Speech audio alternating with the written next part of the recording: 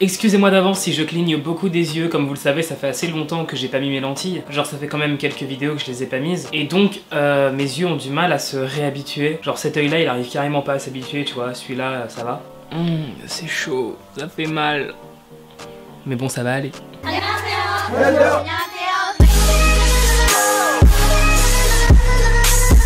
Salut tout le monde, je m'appelle Bradley et bienvenue dans cette nouvelle vidéo. Mais holeuses, comment allez-vous? En tout cas moi, tout va pour le mieux. Ouais, clairement tout va pour le mieux et là on se retrouve vraiment pour une grosse vidéo. Une vidéo qui m'a énormément été demandée. J'ai vraiment reçu de votre part énormément de messages pour que je fasse cette vidéo. Donc aujourd'hui je la fais et ça me fait super plaisir de la faire. Donc vraiment posez-vous, allez chercher à boire, allez chercher à manger ou n'allez rien chercher. Mais en tout cas posez-vous, mettez-vous tranquillement. Parce que cette vidéo risque de fortement vous intéresser. Surtout si vous êtes fan des trucs un peu creepy. J'essaye d'être très actif, j'espère que ça vous fait plaisir. Si c'est le cas, n'hésitez pas à mettre un petit pouce bleu, ça m'encourage beaucoup. Abonne-toi à la chaîne et active la cloche pour recevoir une notification dès que je sors une nouvelle vidéo. Bradley Well le samedi, ça ne s'arrête pas. Avant de passer à la partie de la vidéo qui vous intéresse le plus, j'ai deux petits trucs à vous dire. Récemment, BTS a été accusé par certains EXO-L de plagiat et ça m'a fait beaucoup rire. Et je précise bien certains EXO-L, pas tous, certains. Parce qu'évidemment que la dizaine d'attardés de 8 ans et demi qui a crié au plagiat sur Twitter à l'heure du goûter n'est pas représentatif de tous les fans des EXO qui sont tout simplement merveilleux. Je suis un peu méchant aujourd'hui, je suis désolé. Les EXO produisent vraiment une super musique et les EXO-L sont merveilleux. Donc évidemment qu'il n'y a pas de généralité. On parle vraiment de 3-4 cassos quoi, comme il y en a dans toutes les fanbases. En gros cette histoire de plagiat c'est que BTS lors de leur comeback show aurait utilisé la même police d'écriture que EXO. On en est là quoi, vraiment les polémiques ça part de plus rien maintenant hein. Ah mais si deux membres de groupes différents portent le même t-shirt c'est la fin du monde maintenant. Mais là on parle de police d'écriture. Bon et clairement il y a une... Oh j'ai oublié mes bagues. Donc je disais clairement sur Twitter, il y a quelqu'un qui a très bien résumé cette situation clairement pathétique. C'est la police d'écriture Time New Roman. Je veux dire, je l'utilise tous les jours. Est-ce que ça veut dire que je copie EXO tous les jours? Voilà. Enfin bon, ça m'a fait rigoler 5 minutes. Donc je voulais le partager avec vous.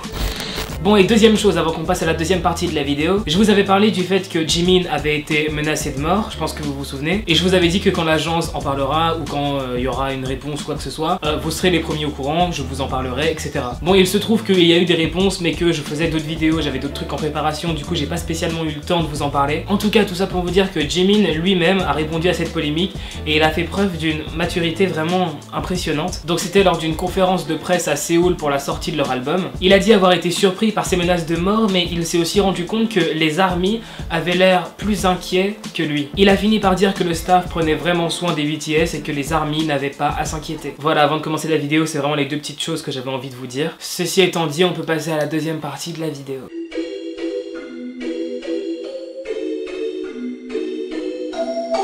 Si vous êtes sensible aux creepypasta et aux trucs un peu sombres, désolé. Ah oui, parce que là en termes de sombritude, on va toucher pas mal quoi. En gros, cette partie de la vidéo va parler des messages subliminaux qui auraient été laissés dans Fake Love. Quand on mettrait le morceau Fake Love à l'envers, on entendrait des messages subliminaux. Peut-être un message que les BTS auraient voulu nous laisser. Et clairement, ça a fait le buzz. Vous m'avez vraiment beaucoup demandé de faire cette vidéo et j'ai vu la vidéo d'Hugo Posey où il fait exactement la même chose mais avec d'autres artistes. Et j'ai trouvé ça vraiment intéressant et vraiment flippant. Genre de mettre la musique à l'envers et d'entendre des trucs, genre d'autres messages, des voix, des trucs comme ça. J'ai trouvé ça flippant et intéressant. Donc bien sûr, aucune affirmation dans mes propos, hein. Tout cela n'est que rumeur, vous êtes libre de croire ou de ne pas croire, mais ça reste quand même super impressionnant à écouter et à regarder. Je vais vous en faire écouter certains de Fake Love et à la fin je vais mettre le plus flippant, donc je vous invite vraiment à rester jusqu'à la fin parce que celui-là, il est vraiment flippant. Cet épisode, je vais le faire avec Fake Love et je sais pas vraiment si ça va vous plaire. Je sais pas si ce genre de truc un peu creepy sur BTS vous plaît. Et j'aimerais vraiment savoir si ce genre de concept vous plaît. En tout cas, si ce concept vous plaît et que vous en voulez plus, n'hésitez pas à mettre un... En tout cas, si ce concept te plaît, n'hésite pas à mettre un pouce bleu. Et crois-moi que à 6000 pouces bleus, je sortirai un deuxième épisode sur les autres morceaux de l'album de BTS. BTS a sorti son album et il y a beaucoup d'autres messages subliminaux dans d'autres morceaux. À 6000 pouces bleus, je sors l'épisode 2. Éteignez vos lumière, c'est parti.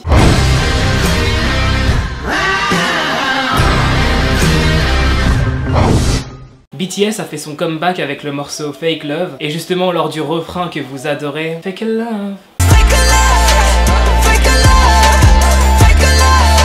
Eh bien on entendrait Hey Lucas qui serait une variante du nom du diable. Eh bien on entendrait Hey Lucas qui serait une variante du nom du diable ou du moins un prénom qui ressemble fortement au prénom du diable. Et croyez-moi que cela en a effrayé plus d'un. Je vous laisse écouter.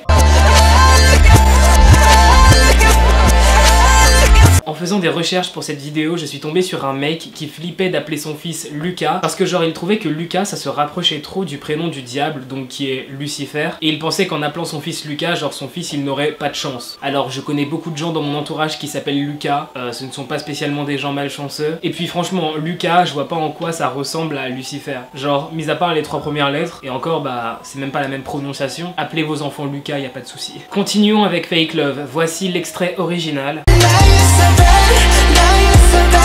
Et maintenant à l'envers, l'extrait qui a fait flipper plus d'un army.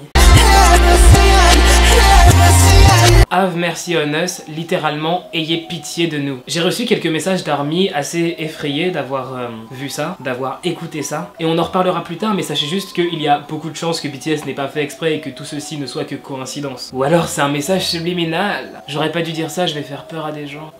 Ok, oula. Ouais, bon, celui-là il est flippant, bon bah, suivant. Hein.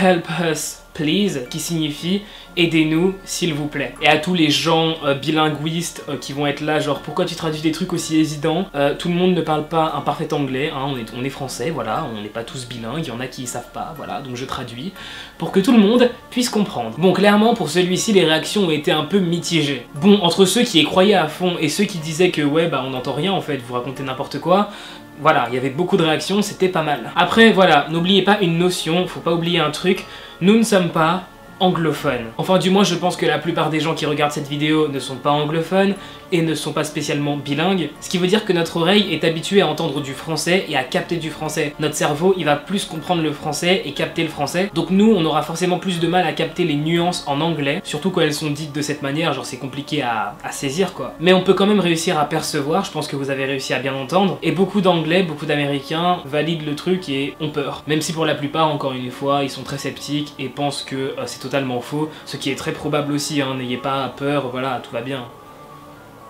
Je crois. Suivant, version originale. Et à l'envers maintenant. Celui-ci il est beaucoup plus clair et on entend très bien le what to do qui signifie que faire. En fait je sais pas vous mais moi ce genre de truc ça me fait quand même un peu frissonner, surtout que je me souviens que quand j'ai écrit cette vidéo j'étais tout seul dans ma chambre la nuit, je flippais un peu. Même quand on sait que c'est peut-être faux tu vois, ça fait flipper je trouve. Genre on peut pas s'empêcher de se dire et si c'était vrai. Quand j'étais un peu plus jeune, donc pour vous resituer, là je suis en première, j'ai 17 ans, je dirais que c'était à l'époque 4ème, 3ème au collège. Bah ma copine de l'époque était vraiment fan de creepypasta, donc qui sont des histoires créées pour faire peur. Et il y en a une ultra flippante qu'elle m'avait conseillé à l'époque qui s'appelle Jeff the Killer. Bon je lui ai pas dit mais à l'époque cette nuit là quand je l'ai lu cette creepypasta j'ai eu du... Tout ça pour dire que ce genre d'histoire, ce genre de théorie comme quoi BTS nous balance des messages subliminaux, qu'ils ont des problèmes et tout, ça me fait flipper. N'hésitez pas dans les commentaires à me dire ce que vous pensez de tout ça, votre ressenti etc, votre avis là-dessus. Suivant, version originale.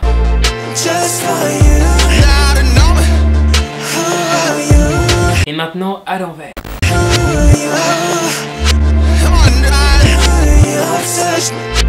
Who are you, puis who are you searching, littéralement qui es-tu et qui est-ce que tu cherches. Version originale. À l'envers. Donc là on dirait carrément qu'il y a une discussion. Genre are you obsessed qui signifie es-tu obsédé, et la réponse no I ain't qui signifie non je ne le suis pas. On dirait qu'il y a genre une sorte de dialogue dans la musique. C'est flippant. Ne te cache pas dans les commentaires. Mais non ça va, c'est pas flippant. Yes. Suivant, et vraiment, celui-ci c'est le plus crédible. Genre vraiment c'est le plus crédible de tous. Vraiment j'ai écouté le truc plusieurs fois, je l'ai même écouté les yeux fermés et vraiment c'est très intelligible, on entend très bien. Effectivement j'écoutais des trucs creepy les yeux fermés. Bon, on juge pas, hein, faut s'investir pour faire des vidéos. D'ailleurs si vous voulez vraiment bien entendre, je vous invite à faire pareil, genre fermez les yeux et écoutez bien, et vous allez voir qu'on entend vraiment bien la phrase. Donc voici ce qu'on entend dans la version originale de Fake Love. Et maintenant écoutez à l'envers, la voix en background, c'est Rap Monster qui parle. This is not our real face. Littéralement, ce ne sont pas nos vrais visages. Littéralement, ce ne sont pas nos vrais visages. Ce ne sont pas nos vrais visages, genre, comme s'il y avait une sorte de message caché, comme si... les BTS étaient quelqu'un d'autre. Cette phrase-là, en fait, j'en ai beaucoup entendu parler, et je me suis rendu compte que beaucoup de gens pensaient que tout cela était vrai, genre complot Illuminati, franc-maçon, ils y croient à fond, quoi. Bon, passons à la théorie. Bon, la théorie la plus courante, et c'est vraiment celle que j'entends le plus, ce serait que BTS, à travers ça, essaierait de nous faire passer un message. Genre, en gros, ils auraient fait exprès que quand on passe leur musique à l'envers, on entende certaines choses, et pour nous faire passer une sorte de message, tu vois. Nous faire passer le message qu'en gros, ils ne sont pas les personnes qu'on croit, nous faire passer le message qu'ils sont en danger, etc.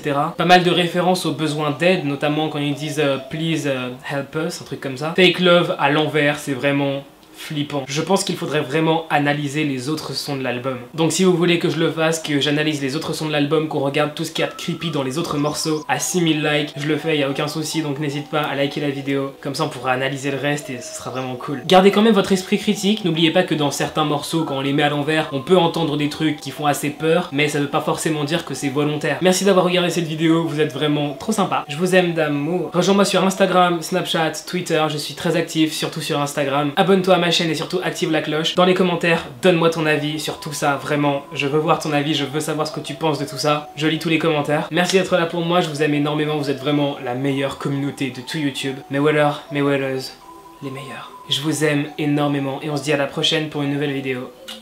Bye, trop de love entre nous.